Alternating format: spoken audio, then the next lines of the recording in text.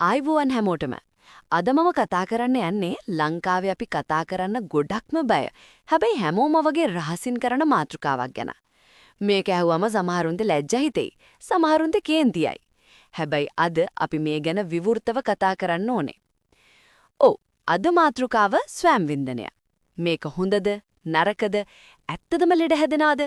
සමාජයේ තියෙන කතා ඇත්තද? මේ හැමදේම ගැන අද විද්‍යාත්මකව සහ ප්‍රායෝගිකව අපි කතා කරමු. හැබැයි පොඩි ඉල්ලීමක් තියෙනවා. මේ වීඩියෝ එක වැදගත් කියලා හිතන මේ ගැන නිවැරදිව දැනගන්න ඕනේ අය විතරක් දිගටම බලන්න. මේ මාතෘකාව අප්පිරියයි හෝ සංස්කෘතියට විරුද්ධයි කියලා හිතන අය ඉන්නවා නම් ගෞරවයෙන් කියනවා දැම්ම මේ වීඩියෝ එක ස්කිප් කරන්න. හරි. අපි පටන් ගන්න කලින් ඔයාලා තවමත් අපේ channel එකට subscribe කරලා නැත්නම් පහළ තියෙන රතු පාට බටන් එක ඔබලා එකතු වෙන්න. මේ වගේ කතා කරන්න අමාරු දේවල් ගැන නිවැරදි තොරතුරු අපි හැමදාම ගේනවා. ස්වයං වින්දනය කියන්නේ මොකක්ද? ඒක වැරදිද? පළවෙනි ප්‍රශ්නය. ස්වයං වින්දනය කියන්නේ නරක පාපකාරී දෙයක්ද? සරලවම කිව්වොත් නෑ.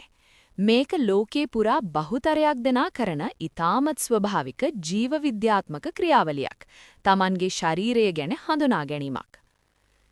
ඇත්තටම කිව්වොත් ලිංගික තෘප්තිය ලබා ගන්න තියෙන ආරක්ෂිතම ක්‍රමය තමයි ස්වයං වින්දනය.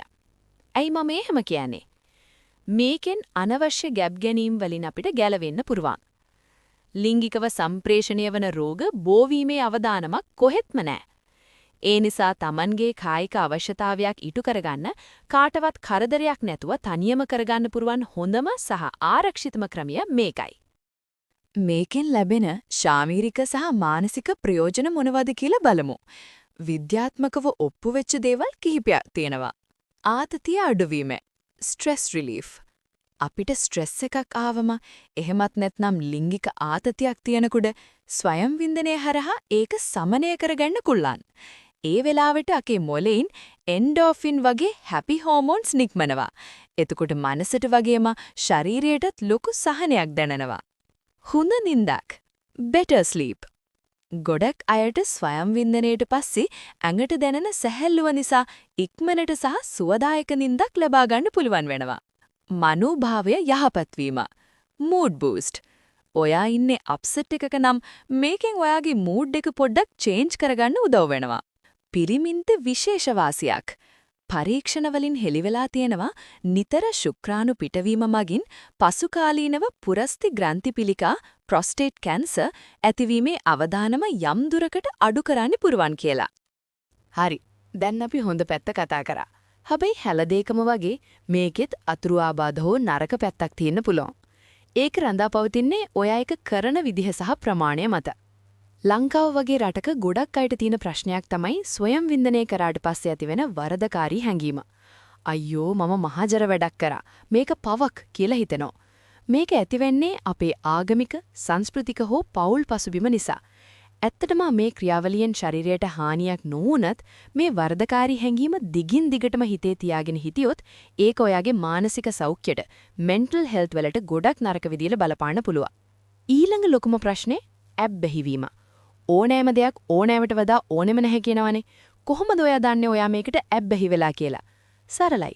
ස්වයං වින්දනය නිසා ඔයාගේ එදිනෙදා ජීවිතේ වැඩ අතපසු වෙනවා නම් ඒ කියන්නේ ඉගෙන ගන්න එක, රක්ෂාව, යාළුවෝ ආශ්‍රය කරන එක මගහැරලා ඔයා මේක විතරක්ම කරන්න හිතනවා නම් අන්න එතන ප්‍රශ්නයක් තියෙනවා.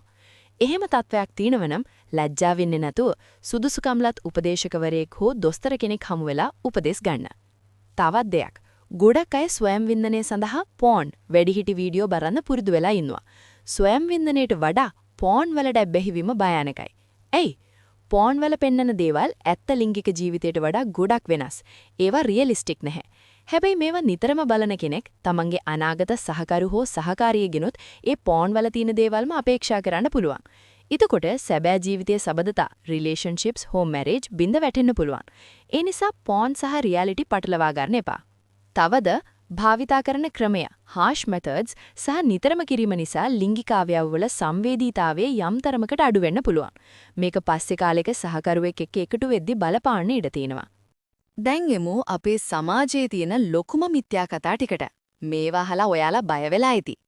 ස්වයං වින්දනය කරාම ඇඟ කිට්ටු වෙනවා, වාරු නැටි වෙනවා. සම්පූර්ණ බොරු.